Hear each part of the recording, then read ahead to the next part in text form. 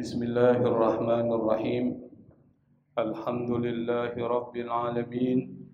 Allahumma salli wa sallim ala Sayyidina Muhammadin al-Fatihi lima ughliq wal khatimi lima sabaq nasiril haqqi bil haqq wal hadi ila siratikal mustaqim wa ala alihi wa ashabihi haqqa qadrihi wa miqdarihi al-azim.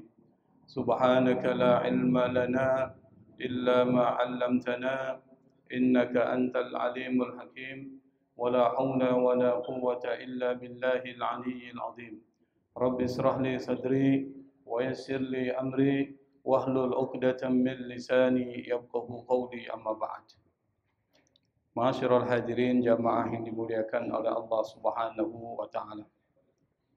Pada kesempatan pertemuan yang lalu kita sudah membahas tentang berbagai akhlak budi pekerti dari imam madhab, yaitu Imam Abu Hanifah, Imam Malik bin Anas, Imam Muhammad bin Idris Asy-Syafi'i, Imam Ahmad bin Hanbal, dan Imam Sufyan Ats-Tsauri, tentang sifat zuhudnya, sifat waraknya, serta kemampuan dan keilmuan beliau dalam bidang-bidang ilmu akhirat dan ilmu fikih.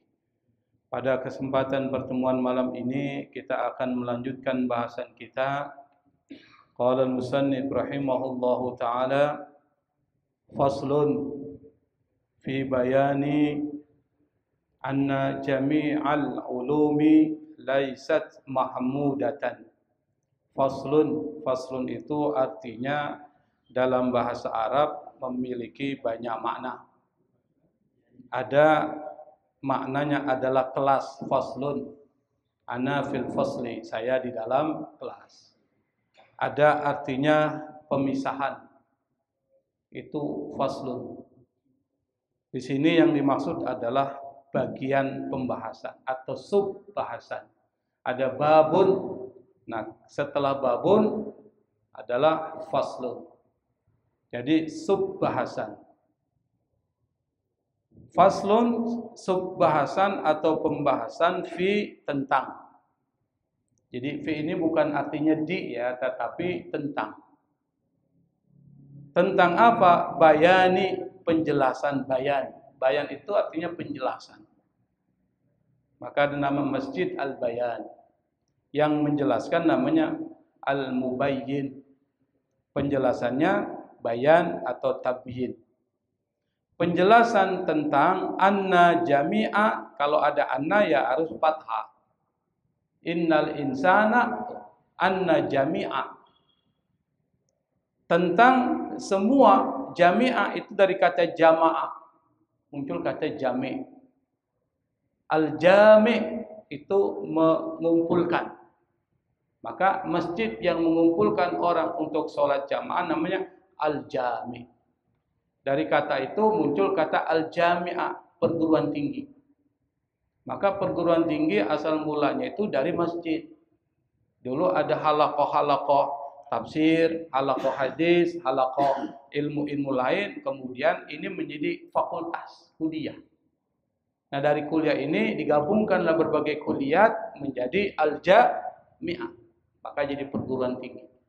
Itu asal mulanya diambil dari Arab, tradisi Islam. Anna jami'al ulum, al-ulum ini jamak dari ilmun, jamaknya ulum, bahrul ulum, lautan ilmu. Semua ilmu itu, tidak semua ilmu itu laisat mahmuda. Laisat itu tidak, mahmuda itu terpuji, mahmud. Kalau ada yang namanya mahmud itu terpuji, maka akhlaknya harus mahmudah. Tuh. Kalau hamid memuji, hamid, Abdul Hamid, hamba yang memuji misalnya. Maka di dalam pembahasan ini adalah menjelaskan tentang tidak semua ilmu itu terpuji. Berarti kesimpulannya apa tuh? Ada ilmu-ilmu yang tidak terpuji. Kalau disebut tidak terpuji, sekali lagi ini menurut Imam Al-Ghazali loh. Jadi jangan disamaratakan ya. Nanti kita jelasin tuh. Menurut Imam Al-Ghazali nanti ada ilmu-ilmu yang tidak terpuji. Apa ilmu yang tidak terpuji nanti kita bahas. Wa na'ni bidzalika, wa na'ni itu na'ni atau yakni? Hah? Di sini yakni, di sini na'ni. Nah, kitab aja ada ikhtilaf ya. Kitab aja berbeda pendapat tuh, apalagi orang ya. Kalau saya baca di sini ada tulisannya wa na'ni bidzalik, yang kami maksud dengan ilmu yang tidak terpuji itu adalah, kalau bisa nggak baca wa ya'ni bidzalik, boleh juga. Yang dimaksud adalah sama. Apa? Yang pertama as-sihru, sihir, magic. Awal mula sihir itu kalau tidak keliru itu kan zaman Nabi Musa. Itu awal mulanya sihir. Dan menjadi satu profesi yang sangat tinggi, prestisius. Kalau sekarang profesi yang tinggi menurut perspektif anak-anak itu ya kedokteran. Anak-anak ya. Coba bapak anak tanya anak mau jadi apa? Pasti jawabannya hampir sama. Jadi apa? Jadi dokter. Nggak tahu kenapa itu selalu ingin jadi dokter. Kenapa? Jadi dokter itu adalah profesi yang gampang nyari duit. Tapi ngeluarin duitnya gede. Itu dokter tuh. Coba kalau bapak kuliah kedokteran. Gede itu duitnya tuh. Apalagi ada sumbangan. Apalagi kalau kuliahnya di swasta, tambah gede itu duitnya. Kalau di negeri, gede juga. Yang anaknya dokter, bapaknya tahu tuh penderitaannya terkait dengan pembiayaan kuliah kedokteran. Maka profesinya menjadi profesi yang menjadi favorit tuh sekarang, dokter. Pada zaman Nabi Musa, yang favorit tuh sihir. Maka enggak semua orang bisa belajar sihir, hanya orang-orang tertentu. Kenapa? Karena dekat dengan raja, kekuasaan. Kekuasaan itu membutuhkan itu. Makanya kenapa Nabi Musa diberikan kemampuan oleh Allah mukjizatnya melawan sihir? Karena sihir udah meluas. Maka salah satu caranya adalah hancurkan sihir dengan sains. Ingat, Nabi Musa pakai sains tuh nanti. Pada saat ketika para penyihir itu melemparkan tali-talinya, itu terjadi yang disebut dengan halusinasi. Nasi bisa jadi daging tuh kalau dihalusinasi, Pak. Dan orang mampu melakukan itu, ada ilmunya. Sehingga orang melihat tali-tali itu bergerak seperti ular. Padahal tali. Nabi Musa lemparkan tongkat. Jadi ular beneran memakan ular-ular imajinasi itu. Apa yang terjadi? Orang yang melakukan sihir tahu Nabi Musa bukan penyihir. Ini bukan sihir. Kenapa? Yang ngerti bahwa ini bukan sihir adalah penyihir. Karena dia punya ilmunya.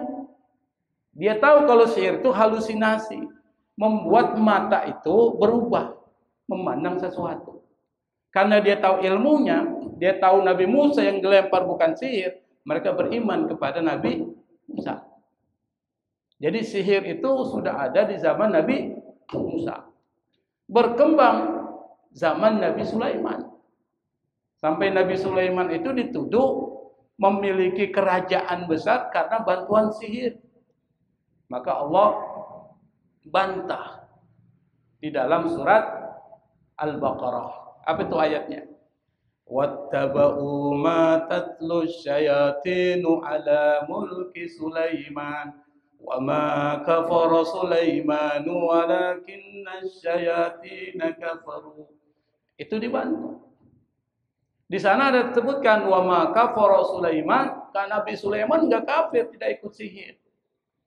Tetapi sihir-sihir itu adalah pekerjaannya syayatin. Yang dimaksud syayatin itu para jin.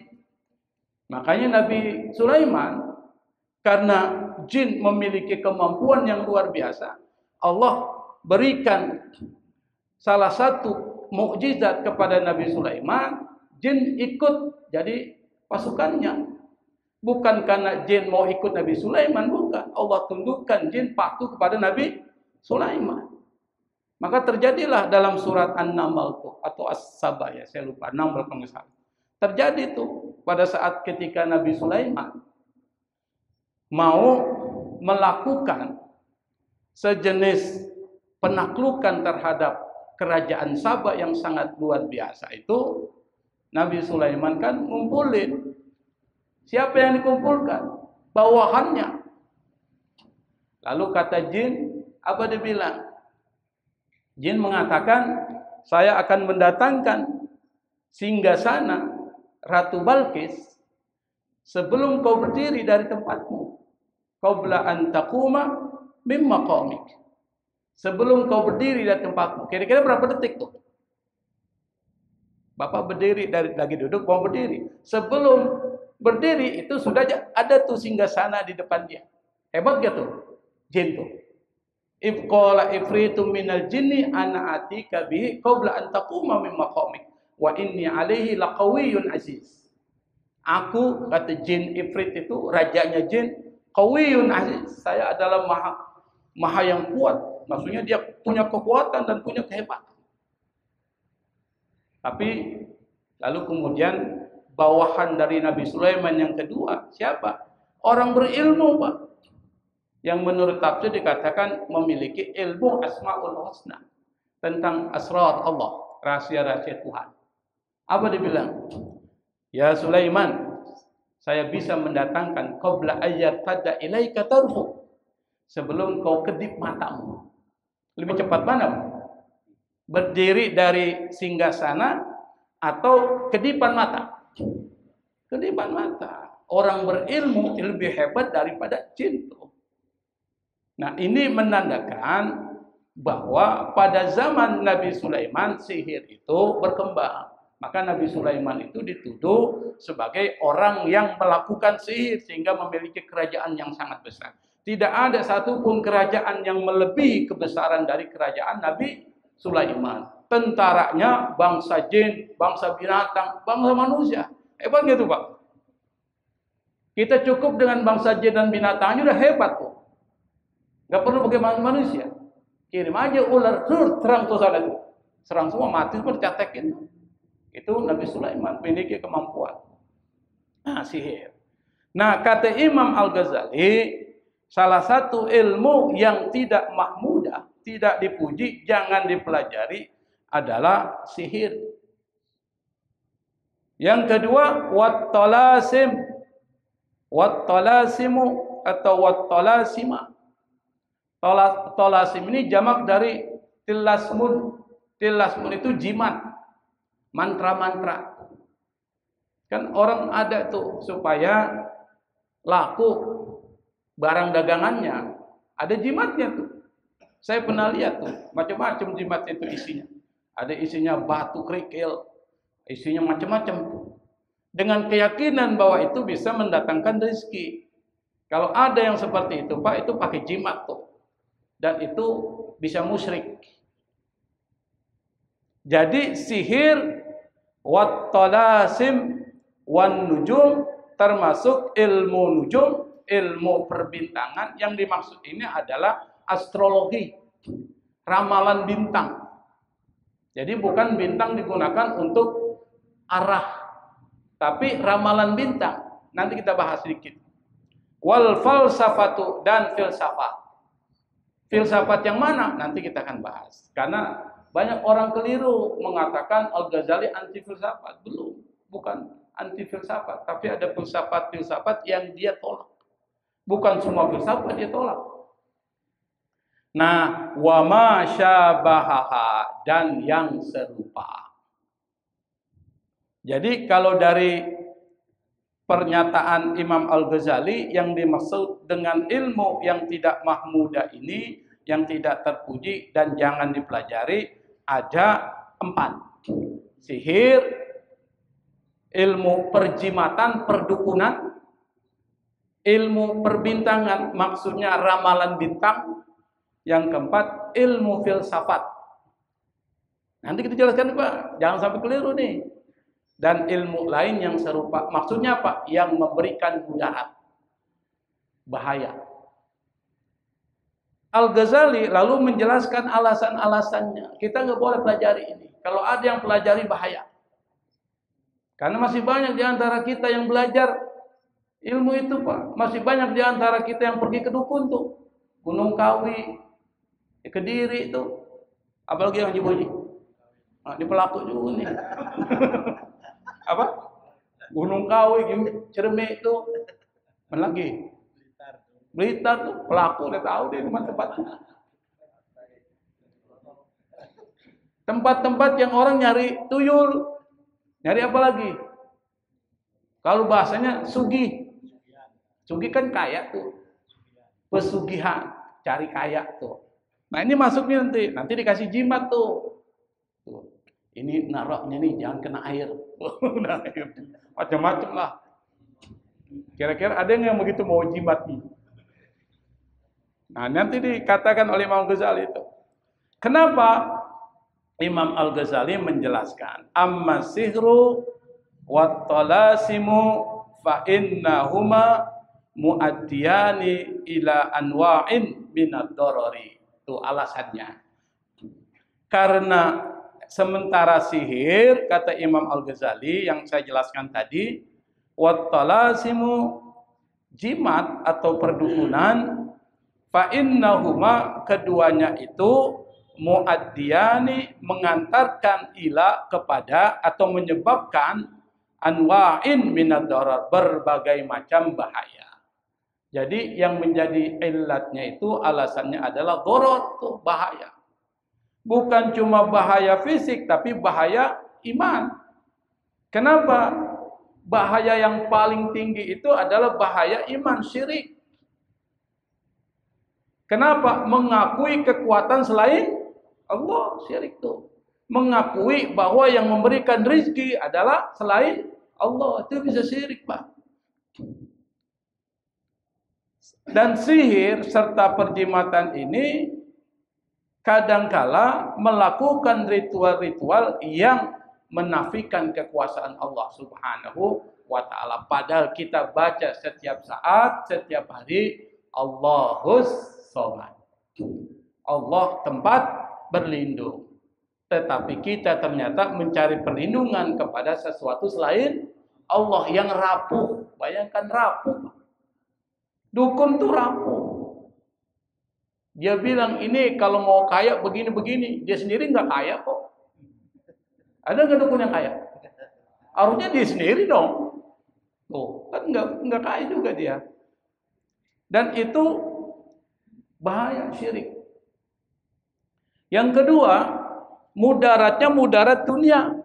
Apa tuh dunia? Kita jadi seuzon sama orang, buruk sangka. Kedua, terjadi permusuhan. Kita kan pernah terjadi tuh kasus santet ya. Santet, tahu santet kan? Di mana tempat santet tuh? Banyuwangi. Dulu pernah ada kasus tuh tahun 98 tuh sebelum krisis moneter. Dan itu salah satu penyebab juga. Apa? Santet terjadi di Banyuwangi. Banyak orang yang dituduh memainkan santet.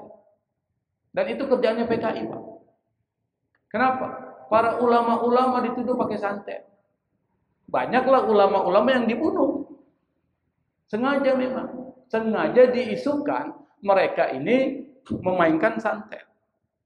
Sehingga karena dianggap dukun santet, para kiai-kiai itu di Banyuwangi. Padahal nggak melakukan itu, dituduh, disebarkan itu. Akhirnya kemudian mereka diserang. Diserang tuh. Akhirnya kebalikan lagi setelah selesai, diserang lagi orang-orang itu. Rata-rata orang itu dianggap. Anda bisa bayangkan. Dan di situ terjadi besar-besaran. Maka santet dan sihir itu mudaratnya besar. Selain bisa membuat orang syirik, dan secara keduniawian itu banyak menyebabkan permusuhan. Banyak memunculkan kerusakan sosial. Nanti di akhirat orang-orang yang melakukan sihir pasti akan dimasukkan Allah ke dalam neraka. Itu mudaratnya. Maka kata Imam Al-Ghazali sudah pasti bahwa sihir dan santet ini adalah sesuatu yang jangan dipelajari. Jangan dipelajari. Apalagi nyari-nyari itu. Sampai ke tempat-tempat yang saya bilang itu. Jangan. Yang kedua, yang dilarang dan termasuk tidak terpuji itu adalah wa amman nujumu fali annaha manhiyun anha. Adapun an-nujum ini artinya bintang, najmun. An-nujum itu artinya ilmu yang membicarakan tentang ramalan, horoskop. Misalnya bintang Aries, apalagi Taurus, Mini, Scorpion, apalagi sih Pak? Libra, Sagittarius, Cancer, Cancer. Bukan Cancer, bukan kanker itu. Nah itu yang dimaksud dengan an-nujum, ilmu perbintangan. Nanti kita jelaskan. Itu masih banyak orang percaya dengan itu. Ente jangan kawin dengan orang yang Aries. Bintang lo apa? Gemini. Jangan kawin Aries. Macam-macam aja. Sekarang kita jelas ini. Kata Imam Al-Ghazali, wa amman nujumu fali annaha manhiyun anha. Adapun ilmu-ilmu bintang atau ramalan bintang atau horoskop, fali annaha, karena dia manhiyun anha, dilarang. Manhiyun anha dari kata naha. Naha itu melarang. Karena dia dilarang tuh. Ada nggak dalilnya dilarang? Ada, kata Imam Al-Ghazali, izqala alaihi salatu wassalam, karena Rasulullah sallallahu alaihi wasallam bersabda, idza dzukiratin nujumu fa'amsiku. Ada juga dalam naskah disebutkan idza dzukiran nujumu fa'amsiku. Kalau dalam kitab saya pakai taknis, idza dzukiratin nujumu fa'amsiku. Apabila disebutkan tentang ramalan bintang, fa'amsiku. Amsiku dari amsaka, yumsiku, imsak. Maka diambillah bulan puasa untuk imsak. Imsak itu menahan. Artinya jangan melakukan sesuatu. Imsak. Maka kata Nabi Muhammad SAW, apabila ada orang yang nyebutin tentang ramalan bintang-bintang, ente diam aja, nggak usah komentar. Apalagi mempercayai, apalagi meyakini, jangan. Itu kata Nabi.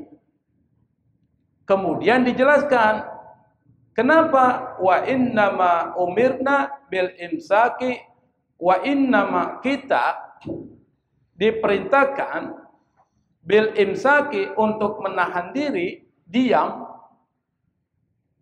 Kenapa? Li'annal insana, karena manusia itu masgufun. Masguf itu artinya kalau orang cinta, nah, dan cintanya lebih banget tuh, lebih tinggi, itu namanya masguf. Kalau cinta biasa, mahabbah. Tapi kalau cintanya seperti Zulaikha, cinta kepada Nabi Yusuf, itu masguf namanya. Maka dalam Al-Quran surat Yusuf itu disebutkan syaghafaha hubba. Kecintaan Siti Zulaikha kepada Nabi Yusuf sampai menghilangkan akalnya, jadi buta dia. Saking cintanya tuh. Nah, itu disebut dengan masguf. Jadi kalau bapak cinta sama orang sampai buta, nggak pakai logika lagi tuh, itu namanya masguf. Tapi kalau pakai logika masih mahabbah, muhibbin. Artinya mahabbah itu cinta. Tapi kalau cintanya udah nggak pakai logika, kan ada lagunya tuh. Cinta itu kadang tidak ada logika. Lagunya siapa itu? Agnes. Kama rawahu Agnes. Diriwayatkan oleh Agnes Monica. Ini Monica mulu jadi-jadi. Makanya sampai sekarang belum ada calonnya, cuma mau nikah doang. Nah itu bahasa yang digunakan itu masguf tuh. Di sini disebutkan karena manusia itu masgufun, itu terpesona, lebih senang apa? Bil ihalati alal asbab. Cenderung kepada sebab-sebab tuh. Apa yang dimaksud di situ? Yakni yaitu kata Imam Al-Ghazali al-wasaitul mahsusata wal mutakhayyilata. Yaitu wasait dari wasito. Wasito itu pertengahan media. Yaitu media-media yang bisa diindra, yang bersifat material dan yang bersifat non material, yaitu imajinatif, mutakhayyilah. Maka muncul kata khayal. Nanti kita jelaskan. Wala'allahu, boleh jadi dengan ilmu bintang itu yaghfulu, dia menjadi lalai, ghafil. Yaghfulu ghaflan. Bisa babi karena ilmu bintang itu lupa kepada siapa? An musabbibil asbabi. Yang menyebabkan sebab. Siapa yang menyebabkan sebab? Siapa yang menyebabkan sebab? Yang menyebabkan satu hal terjadinya sesuatu. Siapa? Allah. Orang yang percaya dengan persoalan ilmu ramalan bintang, itu nggak percaya sama Allah akhirnya. Dia percaya cuma ramalan itu. Kepada sebab. Ente nanti kalau nyari pekerjaan jangan di bulan ini. Ini bulan nggak bagus. Itu termasuk Pak. Itu termasuk an-nujum. Nah sekarang kita jelaskan kenapa kita disuruh diam. Alasannya sudah dijelaskan. Karena manusia itu cenderung bergantung pada sebab. Baik sebab itu bersifat nyata yang disebut dengan al-mahsusah, yang bisa diindra, bisa dilihat, maupun yang bersifat imajinatif atau khayali atau mutakhayyilah. Sehingga dengan sebab itu Anda meyakini sesuatu selain Allah yang menyebabkan sesuatu. Ini tauhid jadinya, bicara tauhid. Karena itu Anda bisa syirik. Karena mempercayai dan meyakini sebab selain Allah yang menyebabkan sebab. Anda bisa syirik. Maka disebut dengan musabbibul asbab. Allah yang membuat sebab-sebab itu terjadi. Bukan sesuatu yang lain. Misalnya saya berikan contoh. Orang mau kencan itu. Kalau orang percaya sama ramalan bintang itu hidupnya repot. Dia mau kencan. Tapi pas dia lihat zodiak dari calonnya itu nggak cocok tuh. Dia Scorpio. Lawannya Leo. Leo. Kan nggak cocok tuh. Kalau menurut ilmu perbintangan. Dulu ada majalah itu. Majalah apa namanya itu? Saya suka baca waktu masih kecil. Karena ada cerita. Itu di situ ada ramalan bintang-bintang. Scorpio nggak cocok sama Leo. Akhirnya karena dia tahu dia punya zodiaknya Leo, dia nggak jadi kencan Pak. Takut dia. Takut apa? Takut kecelakaan nanti, bahaya. Tetapi malah dia yang dia nggak suka malah dia kencani. Kenapa? Zodiaknya sama. Maksudnya sama itu artinya cocok. Apa? Libra dengan Gemini. Itu cocok tuh. Dulu saya ngerti-ngerti juga Pak. Tapi sekarang nggak percaya. Libra dengan Gemini itu cocok tuh. Nanti cari tuh rinciannya. Nah, yang seperti ini kata Imam Al-Ghazali itu adalah ilmu yang jangan dipelajari. Kenapa? Karena bisa membuat orang menjadi syirik. Dia mempercayai sebab tapi lupa terhadap penyebab sebab itu. Itu maksudnya. Kalau agak pusing-pusing, lupain aja Pak. Kalau bicara tauhid memang begitu. Kadang ada logika-logika. Nanti yang ketiga lebih repot lagi Pak. Filsafat. Nah di sini disebutkan. Kalau filsafat, yang nggak sanggup filsafat, sekarang saya suruh tidur dulu. Merem dulu lah. Kenapa? Nanti bingung. Kita jelaskan nih. Yang ketiga, wal falsafah. Nah, disebutkan di sini.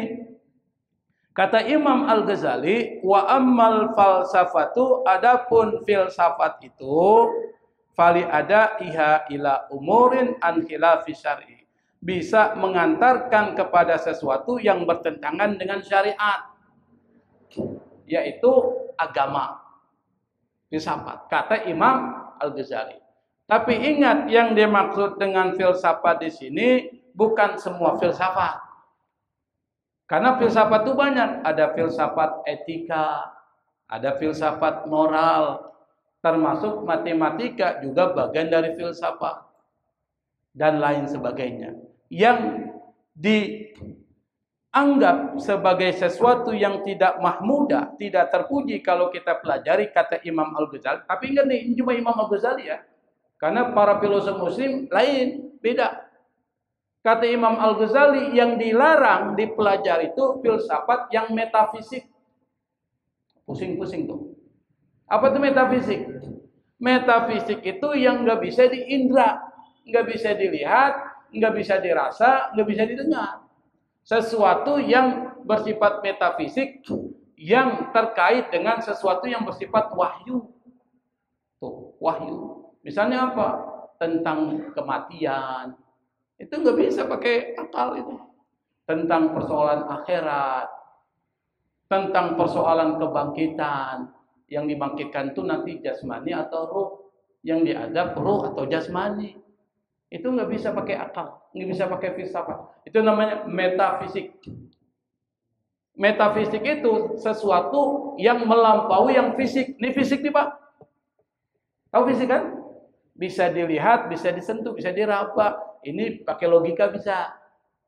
Tapi kalau sudah bicara tentang sesuatu yang bersifat metafisik, tentang Tuhan, tentang apa lagi?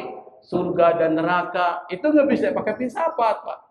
Nggak bisa pakai logika. Pakainya apa? Pakainya apa? Wahyu. Informasinya harus wahyu dari Allah.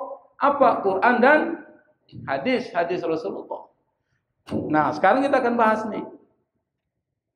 Kata Imam Al-Ghazali, yang dilarang untuk dipelajari itu adalah filsafat metafisik atau falsafah al-ilahiyah, sesuatu yang bersifat ketuhanan. Sementara filsafat yang metafisik tadi itu, yang ketuhanan, ilahiyat, yang tidak bisa digunakan akal untuk memahaminya, itu dibahas oleh para filosof muslim. Siapa? Ibnu Sina, Al-Farabi. Ibnu Sina Al-Farabi bukan cuma filosof, tapi juga ahli ilmu yang lain. Ibnu Sina umur 7 tahun hafal Quran. Bisa nggak kita bilang kafir nih? Bisa nggak Pak? Umur 7 tahun hafal Quran. Termasuk orang paling cerdas yang dilahirkan dari orang muslim, itu Ibnu Sina. Cerdas sekali. Sampai gurunya nggak sanggup menghadapi dia, saking cerdasnya. Sama dengan Al-Ghazali, cerdas sampai gurunya bilang, Ghazali, engkau sudah menguburkan saya masih hidup. Saking pintarnya Al-Ghazali. Al-Juwaini itu hebat tuh. Apa kata Juwaini? Engkau sudah menguburkan saya masih hidup. Berarti Ghazali pintar banget nggak? Pintar. Termasuk Ibnu Sina, Al-Farabi. Saya nggak akan jelaskan Ibnu Sina dan Al-Farabi, Bapak bisa baca sendiri tentang filsafat muslim. Tapi yang saya akan bahas, yang kemudian dikritik oleh Al-Ghazali, yang dianggap filsafat menyesatkan, ini yang ini. Apa? 3 poin. Apa? Yang pertama, kata Imam Al-Ghazali, para filosof itu kafir. Kafirnya bukan kafir i'tiqad ya, tapi kafirnya al-afkar. Pemikirannya kafir. Tapi bukan i'tiqad. Imam Al-Ghazali bukan mengkafirkan secara keyakinan, bukan. Pemikirannya kafir. Maksudnya apa? Bertentangan dengan teks Quran, nas. Sekarang kita lihat. Apa? Yang pertama yang dikritik terhadap para filosof muslim adalah pemikiran tentang alam ini abadi.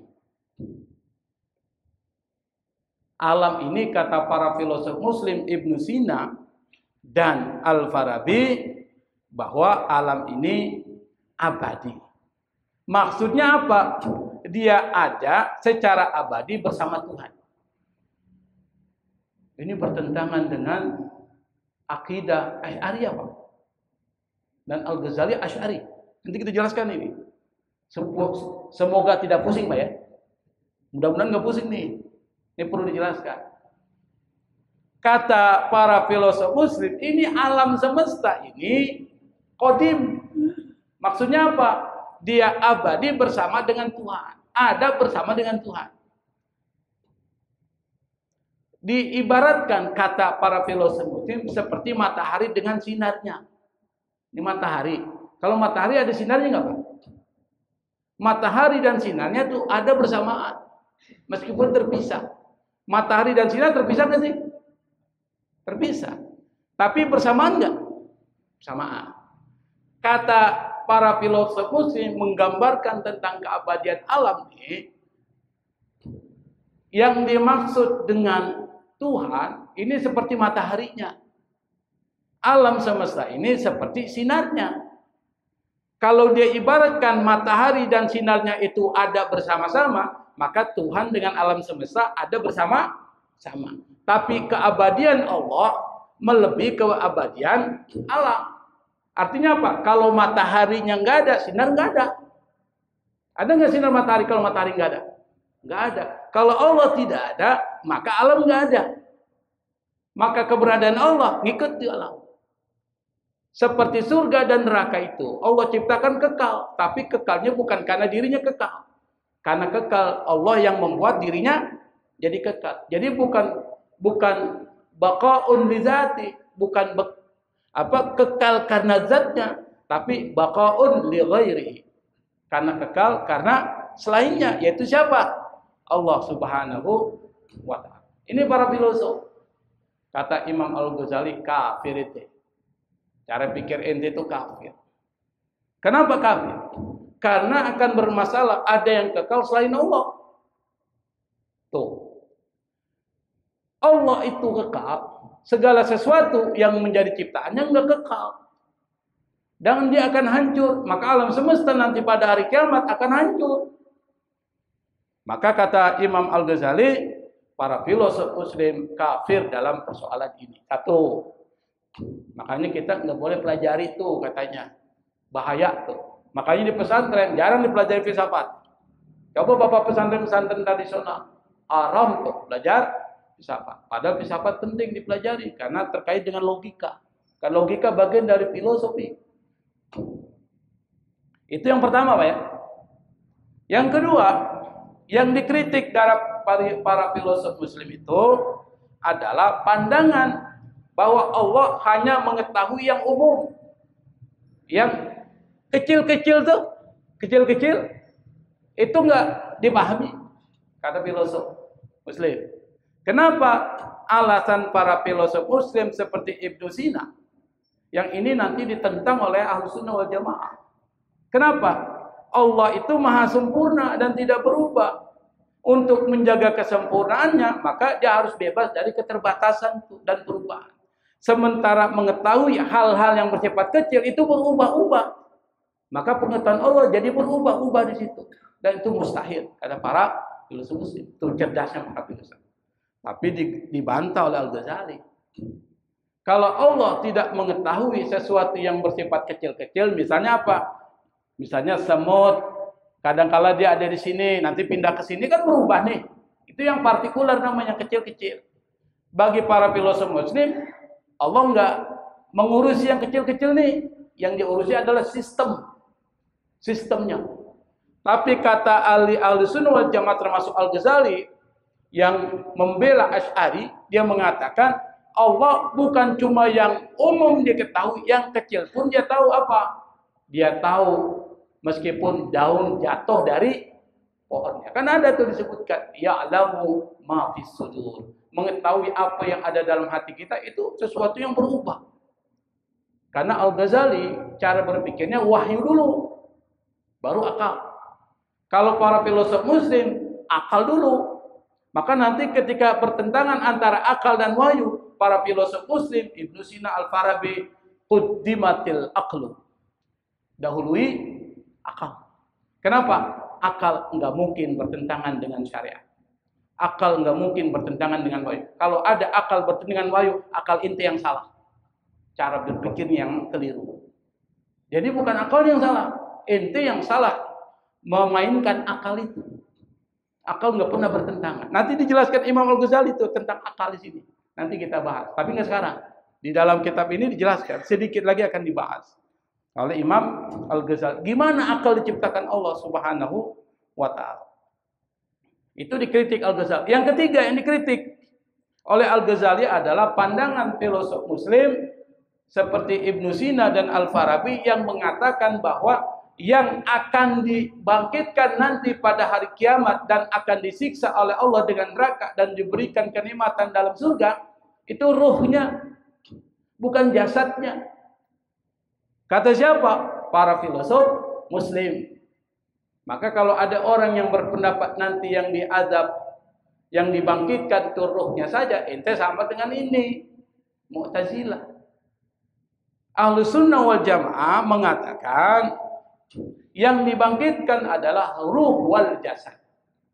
Ruh dan jasadnya.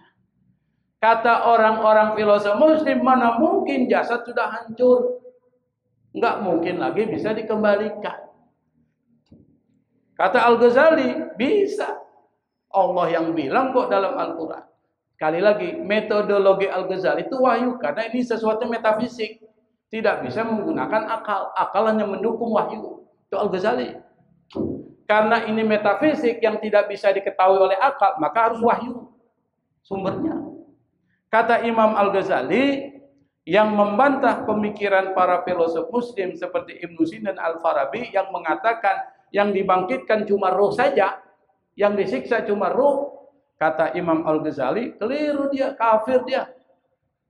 Kafir pemikiran, bukan i'tiqad. Kafir pemikirannya. Kenapa?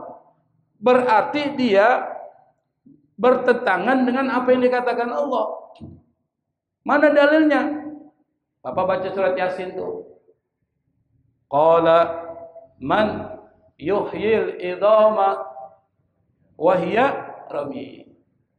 Apa artinya itu? Berkata itu, man yuhyil idhama, siapa yang menghidupkan tulang-tulang tuh? Wa hiya ramim. Ketika tulang itu sudah hancur, lebur, busuk tuh di dunia. Berarti di akhirat akan dikembalikan lagi. Yang kedua, keadilan Allah. Karena yang melakukan perbuatan dosa adalah jasad yang di dunia. Maka yang disiksa jasad yang di dunia, dikembalikan lagi dong. Itu adil. Masa kalau jasad yang melakukan dosa, yang disiksa jasad yang baru? Nggak adil Allah. Masuk akal nggak? Masuk akal nggak? Masuk akal, Pak. Tangan yang mukul orang nih, yang disiksa tangan baru, adil nggak Allah? Nggak adil. Yang kedua ayatnya adalah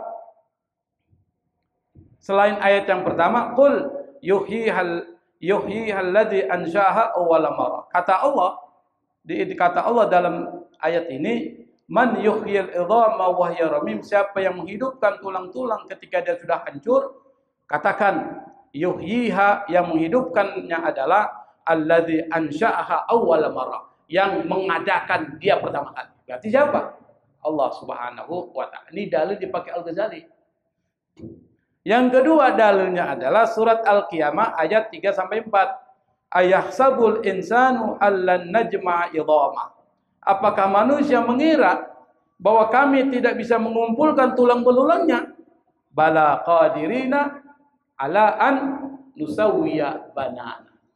Sekali tidak, kami mampu bahkan untuk menghidupkan dan menyamakan lagi dan menyusun lagi apanya? Jemari-jemarinya dengan sempurna. Ini ayat menjadi petanda bahwa nanti yang akan dibangkitkan dan diberikan siksa serta kenikmatan oleh Allah Subhanahu wa Ta'ala adalah apa? Jasad dan roh. Inilah akidah Ahlussunnah wal Jamaah Asy'ariyah. Kita lanjut sedikit lagi nih. Wala yunkaru itu artinya tidak bisa ditolak. Pasti jelas tidak bisa ditolak. Apa? Annal hisabiyati, bahwa ilmu matematika la yumkinu mukhalafatuha wa inkaruha, tidak mungkin diingkari atau diperselisihkan manfaatnya. Dan ini termasuk filsafat juga. Walakin tetapi ilmu matematika hiya madkhalun ila ma wara'aha, menjadi pintu masuk kepada sesuatu yang berada di baliknya. Apa? Yaitu tadi ilmu-ilmu yang terkait dengan persoalan filsafat. Dan matematika ini adalah satu ilmu yang penting. Tetapi kata Imam Al-Ghazali, falyaqtasir minha ala qadril hajah. Tetapi Anda harus membatasi mempelajari ilmu matematik ala qadril hajah. Cuma sekedar dibutuhkan. Kalau tidak dibutuhkan nggak usah belajar. Kenapa? Karena matematika itu bersifat netral. Dia bisa dipakai untuk yang baik atau untuk yang jahat. Misalnya yang baik apa? Yang baik itu Anda bisa menggunakan ilmu matematika untuk memanipulasi angka. Maka muncullah yang disebut penggelapan pajak. Apa pernah dengar tuh ada seorang pegawai pajak ya? Siapa namanya? Gayus Tambunan. Bayangkan Pak, dia cuma ngutak-ngutik aja, angka-angka. Itu ilmu apa tuh yang terkait dengan persoalan itu? Matematik. Tapi ilmu matematik kalau digunakan untuk menghitung algoritma nih, lalu membuat bangunan ilmu arsitek, jadi manfaat. Jadi matematika itu kata Imam Ghazali, falyaqtasir minha ala qadril hajah. Sekedar dibutuhkan apa? Misalnya buat belajar ilmu faraid, buat belajar ilmu menghitung tentang kiblat, silakan. Ilmu apa lagi? Kita mau belajar ilmu faraid, harta warisannya nggak ada, percuma juga. Yang harta warisannya banyak tuh perlu belajar itu. Nah, saya lanjut ini. Wa minat tabi'iyat ala talabi ala talab atau tips itu. Enggak, tolabi atau tips. Kalau saya tolab. Tip ya? Berarti salah di sini. Wa minat tabi'iyat ala tibi lil hajah. Membatasi di dalam ilmu alam, tabi'iyat ilmu alam, batasi hanya bidang apa? Ala tib, kedokteran aja. Lil hajah kalau dibutuhkan. Wa minan nujumi, dan mempelajari ilmu nujum, maksudnya ilmu perbintangan, bukan ilmu ramalan bintang ya. Ilmu perbintangan. Ala ma'rifatil manazili wa dalailil qiblah, untuk mempelajari, mengetahui tentang posisi bulan dan bintang, wa dalailil qiblah, dan petanda petunjuk arah kiblat aja. Kenapa? Orang dulu Pak, karena enggak ada kompas untuk menentukan arah, dia pakai bintang. Itu namanya ilmu nujum, ilmu astronomi. Beda dengan astrologi. Astrologi dan astrologi manhiyun anha, dilarang karena ilmu ramalan bintang. Tapi ilmu astronomi itu dianjurkan dipelajari. Tapi sekedar dibutuhkan. Apa? Mengetahui tentang arah kiblat dan mengetahui tentang kedudukan bintang, matahari dan bulan. Untuk apa? Untuk kompas. Tapi sekarang kita ada alatnya, dan nggak lagi pakai ilmu itu, alat. Sekarang di HP juga bisa tuh menentukan arah tuh. Jangankan arah kiblat pun bisa menggunakan aplikasi sekarang. Zaman sekarang lebih mudah.